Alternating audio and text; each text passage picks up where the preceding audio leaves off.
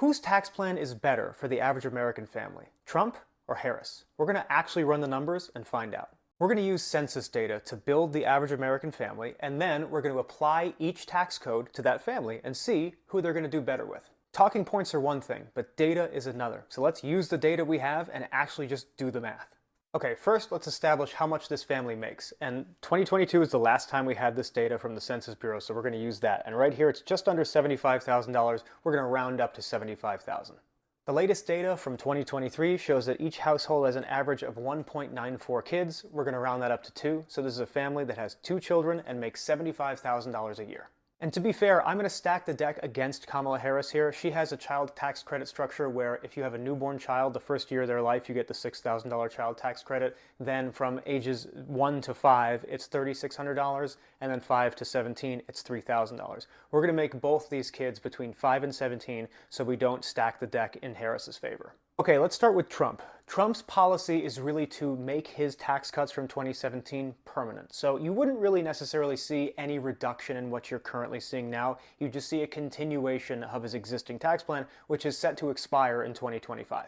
That doesn't mean he's not going to change his thoughts on child tax credits or he's not going to offer additional cuts, but as of this moment, he hasn't. So right now, we're just going to run the numbers for this family based on the current tax law because that's exactly what Trump is suggesting.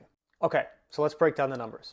Income is $75,000, married filing jointly with 2 kids between 5 and 17. The standard deduction is $27,700. Their tax bracket's going to be 12%, and they're going to get a child tax credit of $2,000 per child, which is $4,000. So when you break all those numbers down, after all their tax credits, their effective tax rate is 2.23%, and they're going to owe $1,676. Let's see how that same family would do with Kamala Harris, who's really leaning into the child tax credit as a main way to get people money back on their taxes, but she also would let Trump's tax cuts expire from 2017 in 2025. So I'm going to do the numbers based on what the tax code was prior to what Trump put in place in 2017. Same family, $75,000 a year, 2 kids between 5 and 17, and their standard deduction, as you can see, is less than half of what it is under Trump, but that's offset by personal exemptions, which is, as you remember how taxes used to be structured, they're not that way anymore.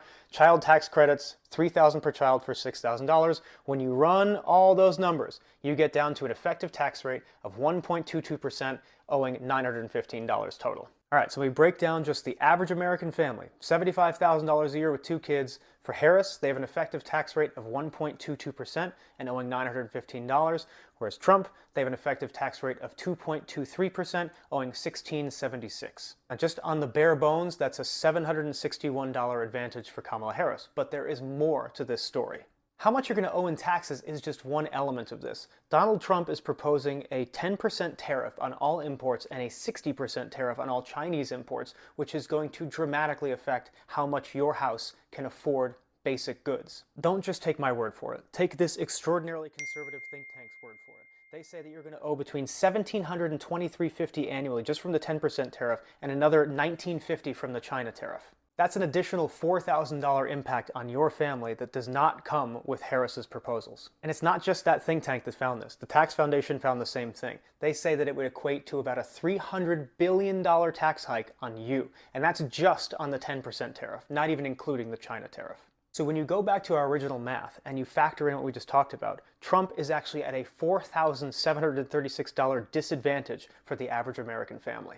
That's not even accounting for the fact that Harris has in her plans for the average American family a ton of incentive for them to save on healthcare costs, for them to have an opportunity to purchase their first home if they haven't done so already. She has so many different elements within this plan that are going to be beneficial beyond just beating Trump head-to-head in straight-up tax structure.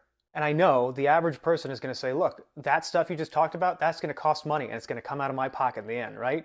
Wrong, and I'll show you why. This is a chart breaking down how Harris's tax plans would affect people in 2026 based on their current income. So if you have a lower income over here, you're still going to get a pretty good savings, about $2,000 a year, $3,000 a year, somewhere in that zone.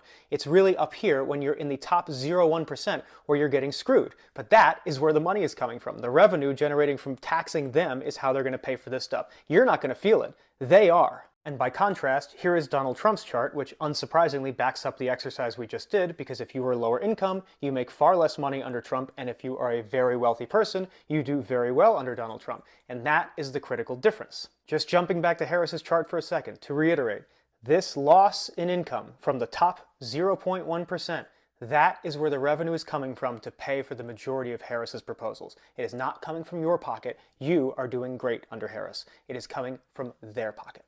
So, when you toss the talking points out the window, get rid of the messaging, and just look at the numbers, it's abundantly clear that Kamala Harris's plans not only are better for you just from a straight taxation perspective if you're an average American, but they're also better for you when you factor in all the other elements of how their two policy structures are going to affect your bottom line as a household.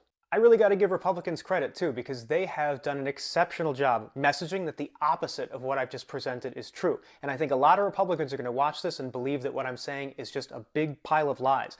My advice to that group of people is do opposition research on yourself. Try to prove me wrong, and if you can't, consider that I might actually be right.